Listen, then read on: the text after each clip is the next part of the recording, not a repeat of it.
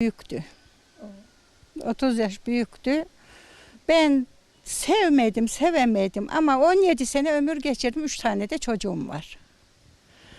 Öyle olunca 17 sene sonra ayrıldık. Ben başkasıyla evlendim. O burada kaldı. Çocuklar baktı. Rezil etmediler. O da dedi ki ben bıraktı gitti demedi. Nur içinde yatsın. Dedi ki annenize iyi bakın diye çocuklara şey yaptı. Teslim etti, emanet etti. Böyle o öldü. Biz yerinde böyle bağ ekiyoruz, bahçe ekiyoruz.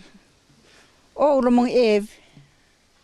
Böyle bir hayatımız geçti. Yokluğuyla, kıtlığıyla, yarı aç, yarı susuz. Şimdi çok şükür iyiyiz. Ama çok zor günümüz geçti. Bu ev benim gençliğimi aldı, hayatımı çaldı.